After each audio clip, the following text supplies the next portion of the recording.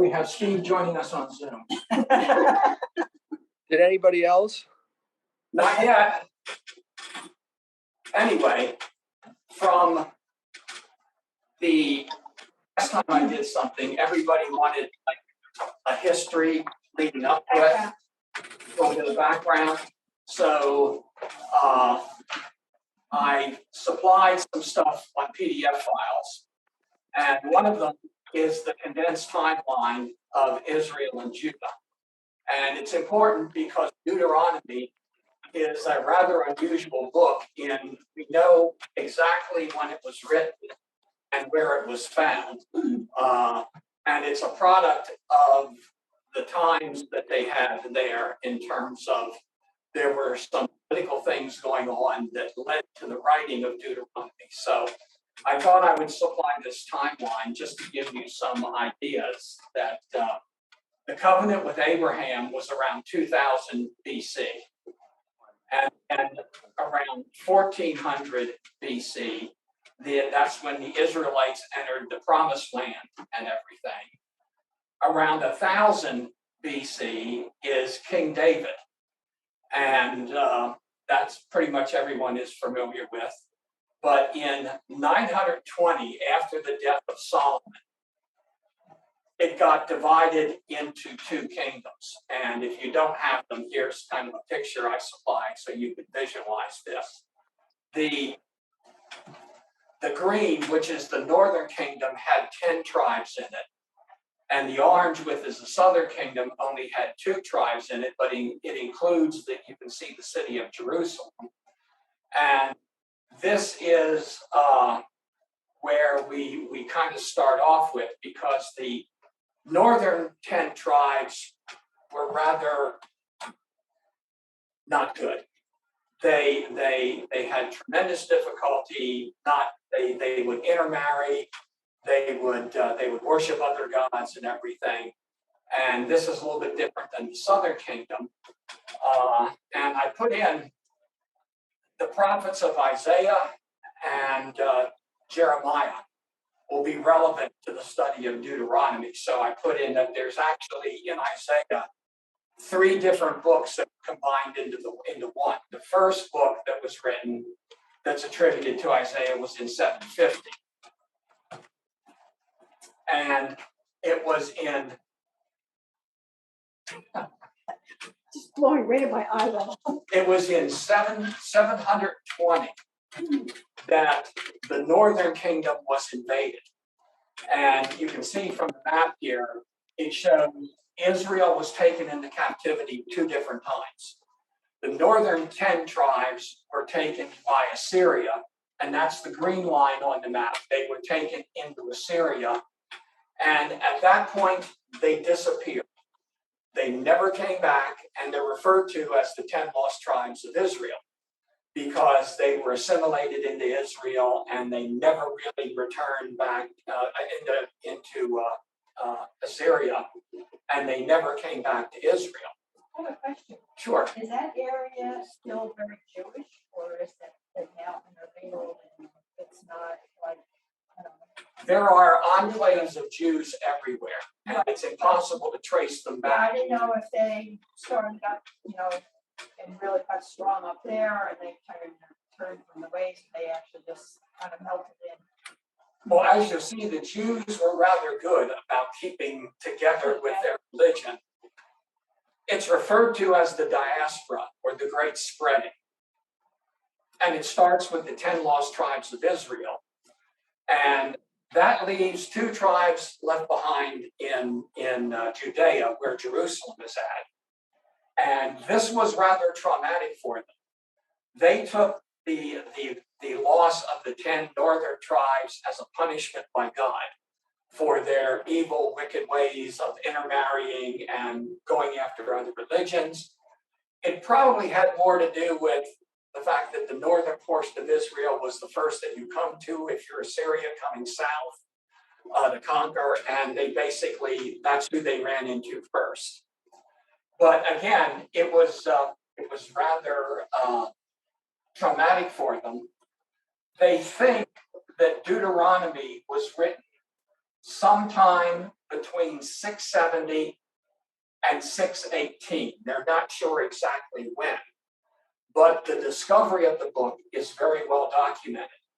And this takes place in King Josiah was a king in Judea, in the southern part, who was very aware of what happened to the northern tribes, and he wanted to institute religious reforms so that the same wouldn't happen to them, that God wouldn't punish them. So Josiah ruled from 640 to 609, and he was responsible for basically renovating the temple, to purify it and to kind of renovate it and make it better. And this is the time that Deuteronomy is discovered in the temple. As they're renovating it, and I'll read the story. A priest comes out and says he's discovered a book of the Torah in the temple.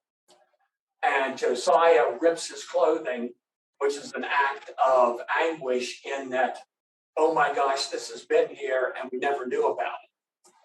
So right around this time also is when Jeremiah is called to be a prophet. He's called very young, near the end of Josiah's reign. So Jeremiah actually brackets the pre-exile, and he was also carried off into exile when Babylon destroyed Judea. So the second part of Isaiah is written in 550, and the Babylonian captivity starts in 607 and lasts for 70 years. There's a little timeline there that shows you how the book of Jeremiah, the book of Daniel, and the book of Ezekiel was actually written in Babylon. Ezekiel was a priest in Babylon that was sitting by the river and all of a sudden had this vision of God's chariot, and he becomes a major prophet in exile. But then the book of Daniel was also written sporadically around this time. And there's a number of things we'll see in both Daniel, Jeremiah, Ezekiel, and Isaiah that relate to all of this. So that kind of sets up the background of the little timeline. I can get to my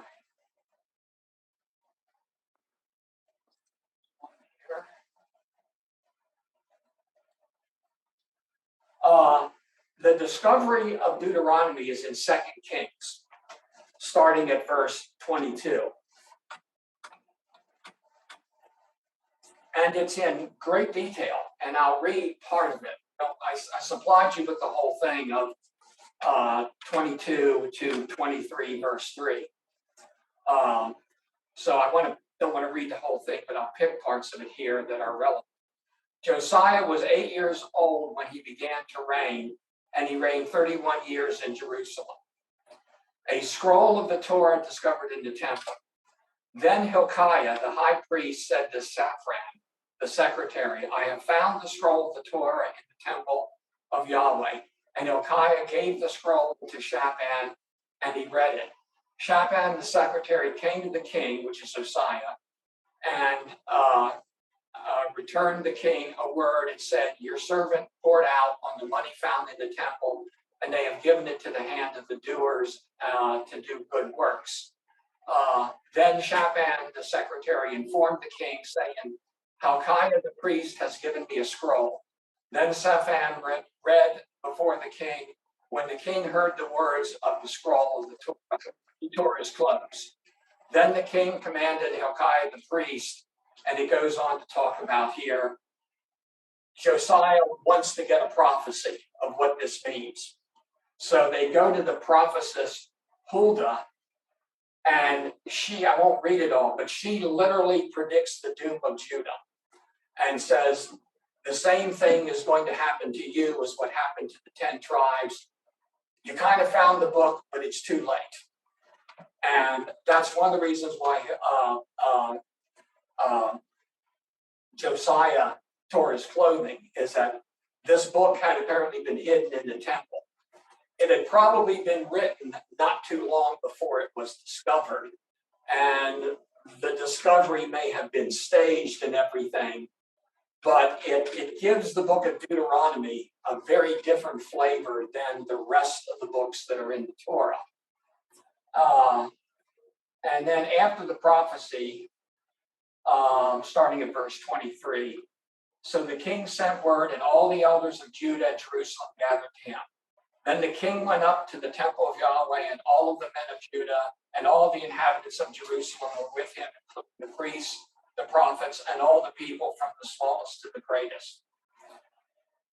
He read all the words of the scroll of the covenant that had been found in the temple of Yahweh.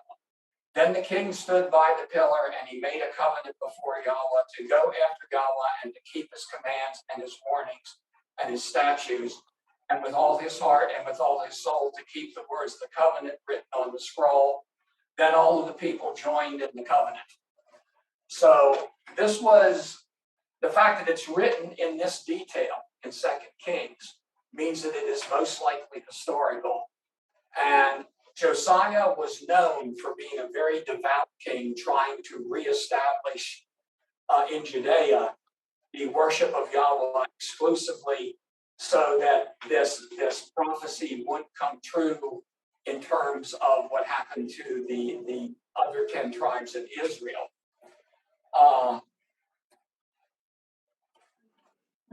Question. It says here, the way the book by verses.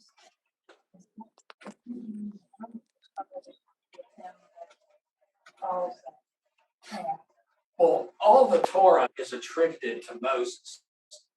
Deuteronomy is interesting in that it's literally speeches of Moses before the Israelites, before they cross over Jordan into the promised land. Whoever wrote Deuteronomy also wrote the next 5 books, unlike the first 4 scrolls of the Torah that were written by basically 4 different people. And then during the Babylonian captivity, they were kind of edited together into the 4 books that are the other part of the Torah. Deuteronomy was written by one person. They know that by the way that the style and everything. That person also wrote the next 5 books of the Bible. Joshua, Judges, and Kings, I think.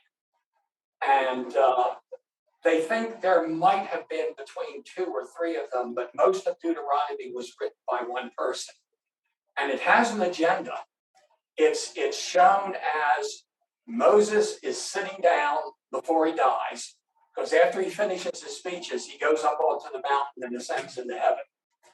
So this is Moses basically telling his people what is important and what they should do when they cross over the river and go to the promised land. In retrospect, the person writing it wanted it to have the authority of Moses, because the person writing it is writing it for the 2 tribes of Judea after the other 10 tribes have been taken into captivity. So it's kind of like, we got to get our act together here. So they sat down and wrote the book of Deuteronomy, which is a repetition of almost everything else that's in the book of Leviticus and Numbers. But it holds a special place because Moses, whoever wrote this, does it in a way that makes it, as we'll find out as we study the book of Deuteronomy, it's probably the most quoted book by Jesus. Almost all of his parables and all of his major sayings literally come right out of the book of Deuteronomy. Jesus also quotes Isaiah and some other prophets, but the gospel of Jesus that he preached was literally the book of Deuteronomy. Jesus was a Torah observant Jew, and Deuteronomy summed up all the things that were important about your relationship to God. And the reason why I did all this history is it's a book about love and duty and respect for other people. But it's also very harsh about people that don't follow it. There are many commands in Deuteronomy where Moses commands them to kill the people that do not believe and do not follow and everything. And that language is a product of the times that it was written in. It was written because it was a book about reform, about people that had transgressed and kind of strayed away. So the punishments and the curses in it are rather harsh, yes. But everything that Jesus ever preached about love comes right out of Deuteronomy, and people don't think about that when they think about the Torah. But Deuteronomy is special. It talks about loving your neighbor. It talks about being kind to the immigrant and the widow, and you should respect all people. And Moses brings the reasoning down because you were slaves in Egypt. Now you have to treat other people correctly because you know what it's like to be treated as slaves. So Moses will refer repeatedly to the fact that you need to love other people the way God loves all people. And really, when you get down to it, Jesus's parables and what he taught greatly reflects Deuteronomy to the point that Jesus really did have a new message.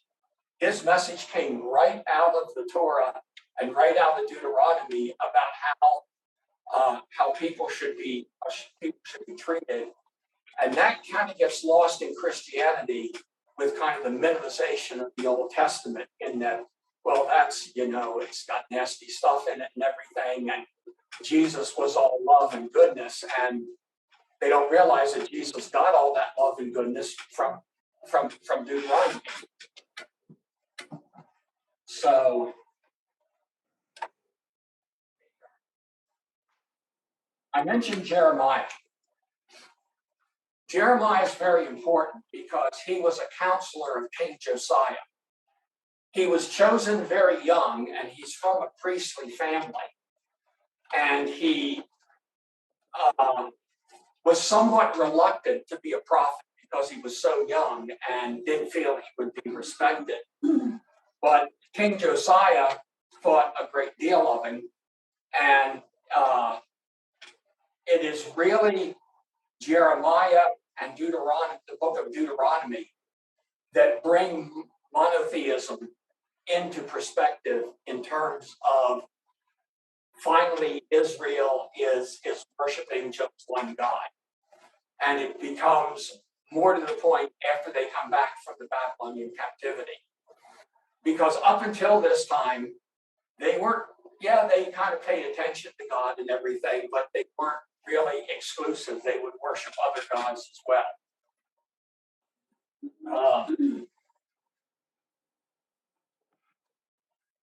I'll just read here. Again and again, Deuteronomy stresses the glorious fact of God's love for man and the necessity of man's love of God.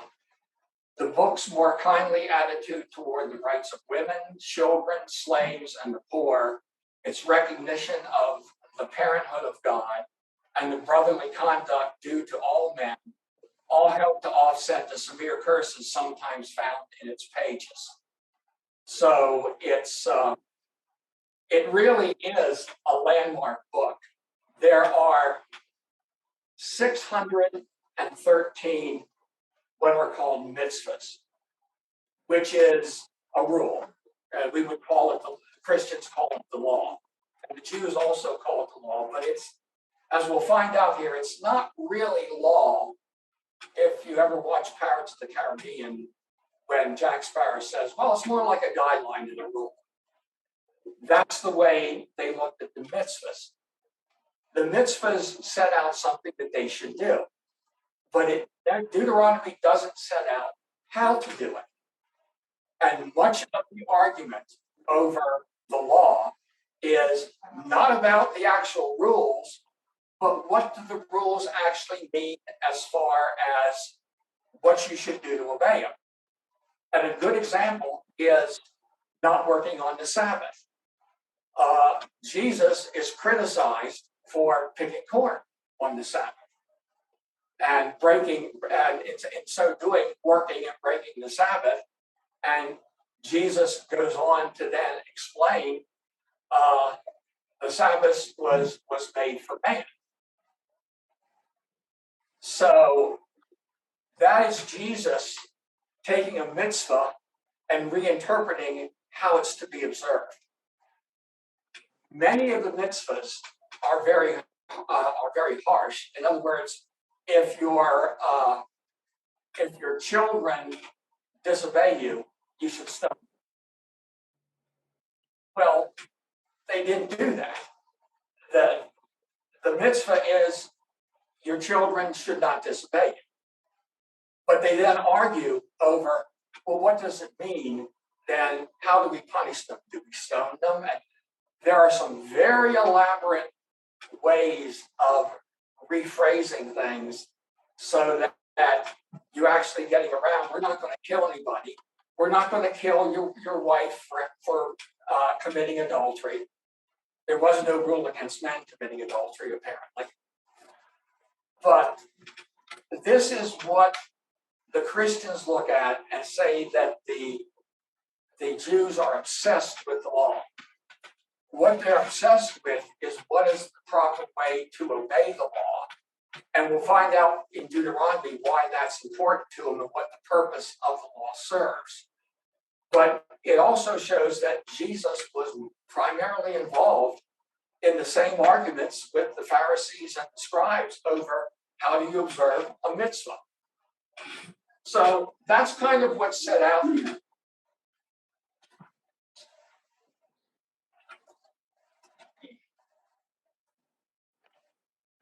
And here's one of the curses that it says, "Cursed be the man that obeyeth not the words of this covenant, which I command your fathers in the day that I brought them forth out of the land of Egypt."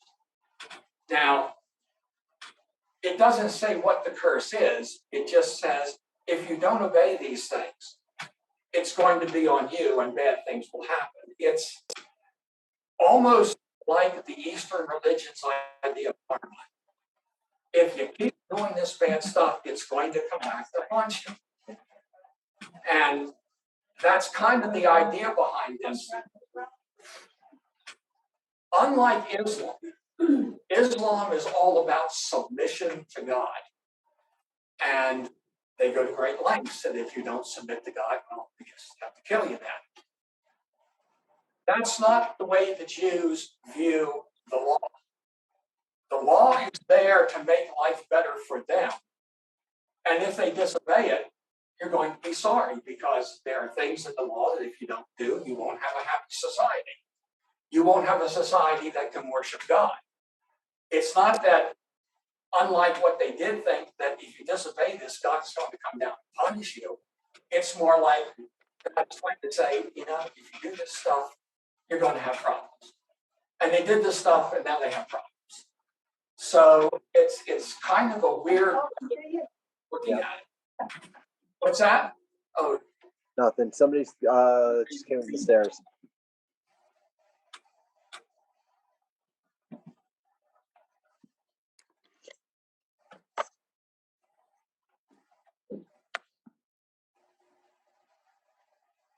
okay.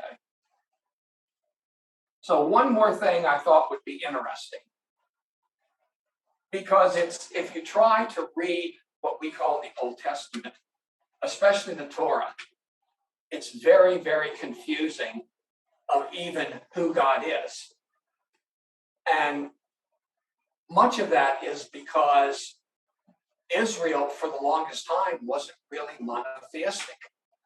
They did worship what the God called Yahweh, but they also worshiped other ones. And that gets built into the Torah and the scriptures because it's very hard to keep track of, well, which one is the real God? And there are several that stand out. When the Jews came into what's Canaan, they adapted the gods that were already in Canaan. And they kind of absorbed them into what they were doing. And the main god in Canaan was named El. And it's the Canaanite creator god. El is the God that created the world and kind of rules over the world. He's also a war god that wins battles for you. And the Jews adopted El as their primary god. But there was another god in Cana that was just as popular, and I'm sure you've heard of him, and that's Baal, B-A-A-L. Baal is the son of El, conceived with the ocean goddess Ashereth. So Baal is also an important god as well. So you have El and Baal that are kind of sitting there, and this comes together in one of the things we've probably heard about. The prophets were always grumbling about the Jews not worshiping the right God. But it's very hard reading the Old Testament to figure out which one is the right one, because they use the names interchangeably. El is very important because it still has reflections in Judaism. Every heavenly thing that ends in El, Israel, Gabriel, El is the lingering legacy of the Canaanite God, and he gets incorporated into Yahweh's heavenly court. That's why almost all of the angels that you'll see in the Bible end in El, as well as place names, Bethel. Even the name Israel comes from the god El. And people like, well, is this Yahweh? It's like, no. But it's, how do you get rid of the legacy? The Jews incorporated El into God's heavenly court with all the semi-divine angels and other things that were there. So it's very, very difficult to figure out who's the correct God. And it leads to the great story of the prophet Elijah in kind of the shootout between Yahweh and Baal. El eventually gets merged with Yahweh, but Baal doesn't. So in 1 Kings, it's the story of Elijah comes out and challenges all the priests of Baal to smack them, basically, and says, okay, we're going to put out 2 bulls here. And the first one who can call down fire to consume the bulls is the right God. So the priests of Baal are over there and they're praying and they're doing all this stuff and nothing's happening. And it leads to an incredibly humorous part of this is, then Elijah said to the prophets of Baal, choose for yourself 1 bull and prepare it first, for you are the majority, and call on the name of your God to set fire under it. So they took the bull that he allowed to them, prepared it, and called upon the name of Baal from morning until noon, saying, "O Baal, answer us." But there was no voice, and there was no answer. So they limped about the altar which they had made. It happened around noon that Elijah mocked them, saying, "Call out in a loud voice, for he is God. Perhaps he is meditating, or is using a bathroom, or is on a journey, or maybe he's asleep and you have to wake him up." That's a really great piece of humor there that I think a lot of people, maybe your God's using the bathroom, maybe they shut the door and he can't hear you. I like the water thing too. Water adds on to the Yeah. Let me soak my bull in water and everything just to prove a point. So later near the end, it says Elijah the prophet went near and he said, "O Yahweh, God of Abraham, Isaac, and Israel, let it be known today that you are the God of Israel, and that I am your servant, and I've done all these things in your name." And sure enough, the fire comes down, even though it's soaked in water, and consumes the bull. At which point, Elijah said to them, "Seize the prophets of Baal. Don't let any man of them escape." So they seized them, and Elijah brought them down to the Wadi of Kishron and killed them all. So the stakes are high in the Old Testament in terms of this, but it does show you how these gods that had been assimilated, and you can understand why there was a problem in Israel with worshiping other gods, because they had adopted these gods when they first came in. And it's very hard to undo a god.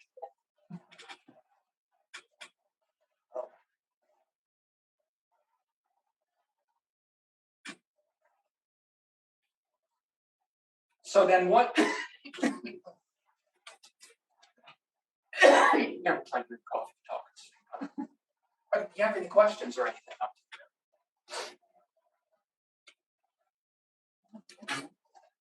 Well, there's one other thing that I wanted to kind of just go over, because it's one of the most confusing things in the New Testament is the terminology Son of Man, Son of God.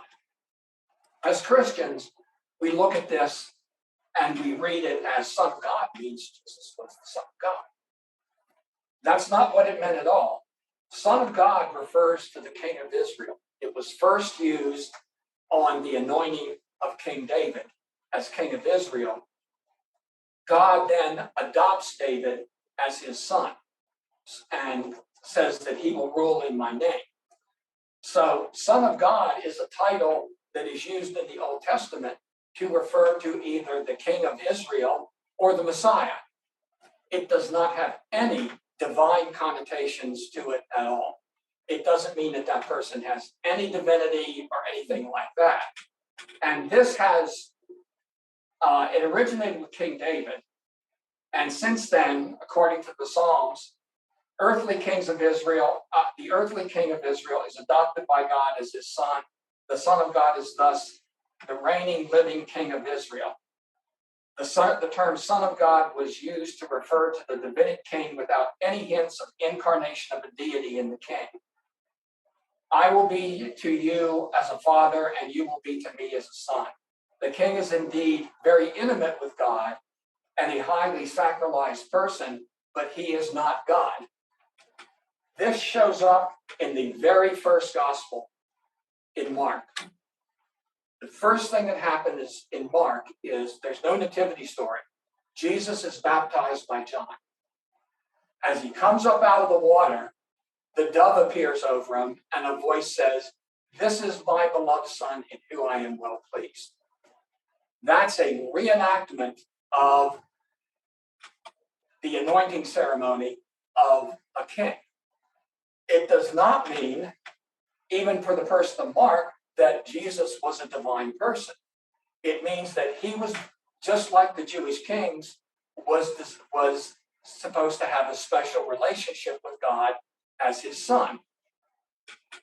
And Jesus rarely refers to himself as Son of God. I think there's only 2 times in all 4 Gospels he refers to himself as Son of God. He does refer to himself repeatedly as the Son of Man. The Son of Man is actually a title that means, that does infer some kind of divinity. And it all comes from, as we talked about, the book of Daniel. It's very difficult, again, in the New Testament, because Son of Man can also mean just a man. In Ezekiel, when God speaks with Ezekiel, he always addresses him as Son of Man, go and do this. And in that case, it means just a man. But in other cases, it means this Son of Man that's found in Daniel. So it makes the Bible very difficult to read unless you know the context of which someone is using the term Son of Man. It comes from Daniel, where the story of Jesus, our God, is seated on his throne. The book of judgment is in front of him. And all of a sudden, one like a Son of Man comes riding in from the cloud and sits at the right-hand side and is given dominion over everything. Descending on from the clouds is a divine reference to a godlike figure.